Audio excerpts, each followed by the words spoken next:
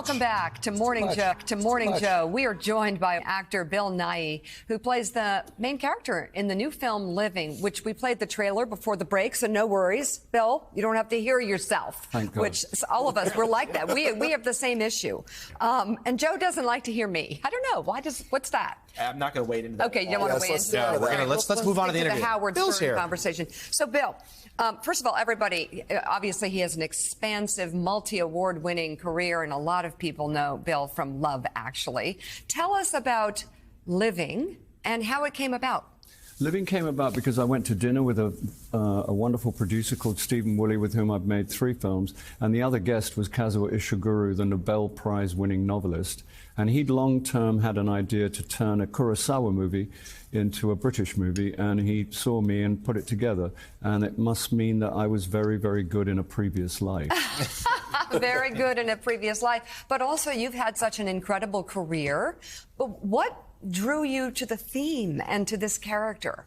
Well, I was sort of presented with it as, and I'm drawn to it because it's about a couple of things. One of the things it's about, which doesn't make it sound like a great night out, but trust me, it's kind of galvanizing. And people who do watch the movie come out, you know, determined to do stuff. But it's about procrastination and avoidance. Well, quite. And as someone who procrastinates at an Olympic level, I can put off anything you got for as long as you got. Look at me. Wow. And it's about someone who's dedicated his life in an institution designed to procrastinate, and then is given an ultimatum and has to do something about that. So the key word here, procrastination. I think also a lot of people practice avoidance in their lives, never getting to the heart of the matter of things that they need to do, and it can really be crippling. Jonathan Lemire has the next question. Don't avoid anything. Yeah, I was going to say, I'm going to jump right to it. I'll read the tagline here, which Mr. Hammond flagged for us. Living is the story of an ordinary man reduced by years of oppressive office routine to a shadow existence, who at the 11th hour makes a supreme effort to turn his dull life into something wonderful. You mentioned that it's the idea, it was a Japanese film, Kurosawa film, turned into a British film. Tell us what that exactly means. What things will be unique to this movie-going experience?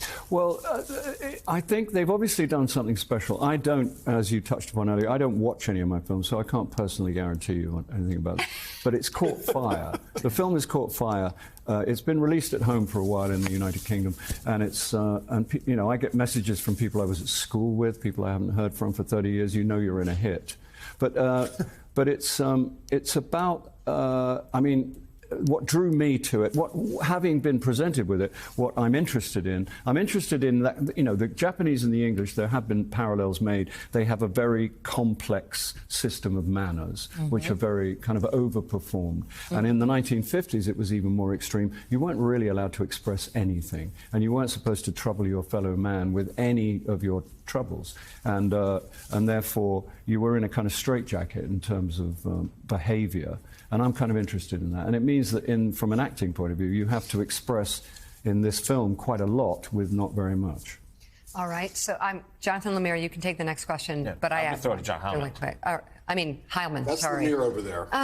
It's, as noted, it's an oppressive routine. It's a long show. Okay.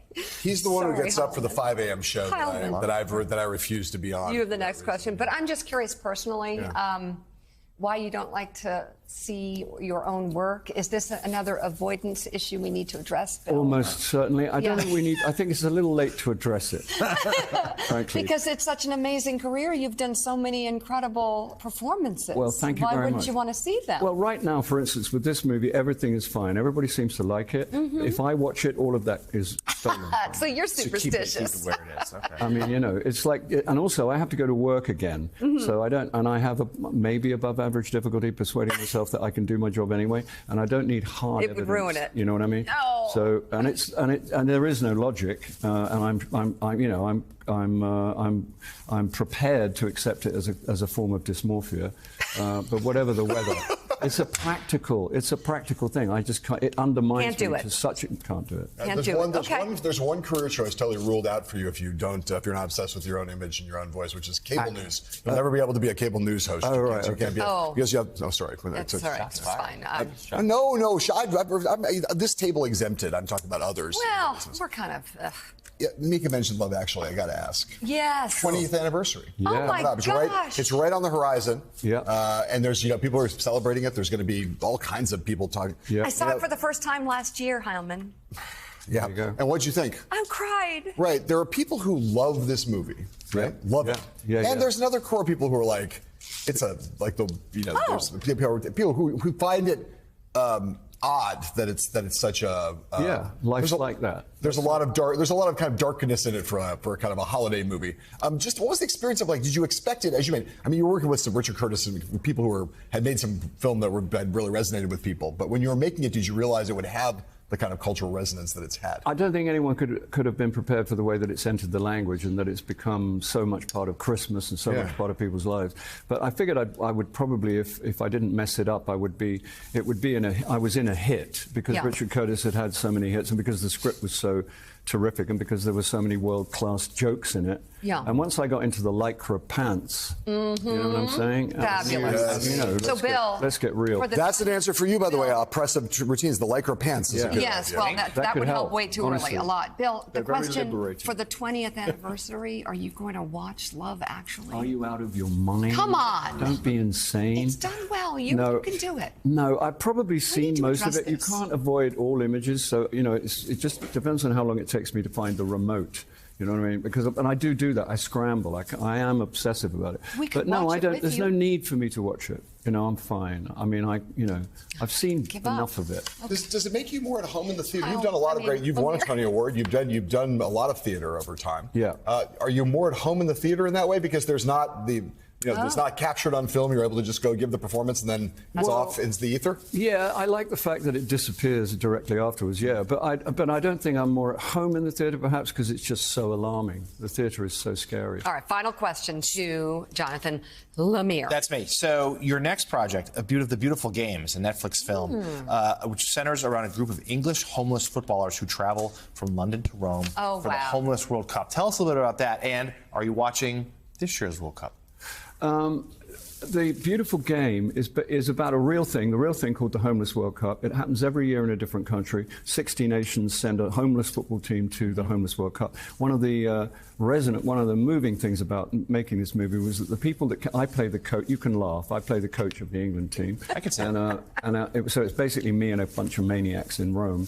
But all the people that came to play the other teams, like the Japanese team, the American team, the German team, they had all been homeless, and they'd been through the Homeless World Cup process, and they've been rehabilitated, and they came to be in the movie. So that was a kind of great thing. It's funny, it's touching, it's moving, it's all of those things. It's written by Frank Cottrell Boyce, who's a brilliant man, and the boys are incredible, and they can actually play football. Well, it's a pleasure to have you on the show with us, award-winning actor and expert in avoidance. Yeah. Thank you. He won't watch the clips, though. He won't watch it. No, I won't be there. We wish you would, but if you want to watch Love Actually with us, we'll help you through it. Have you ever Okay? seen Four Weddings and a Funeral? No. Have I? I can watch Notting that. Hill. Notting Hill. These are the other Richard Curtis movies. Actually, I've right? seen that. Yeah, those are the ones No, that he's set the amazing. stage for. You have to explain me to him now, or he's going to be insulted. I met a woman the other day in the street, and she said, "I've just joined a choir. We're called Choir Actually." And this Christmas, they're going to perform every song in the movie. Right. Oh, that's lovely. Yeah. The film Living is set to be released in the U.S. on December 23rd. It is a pleasure to meet you. Thank you. Thank you so much Thank for you. coming on. Thank All you. right.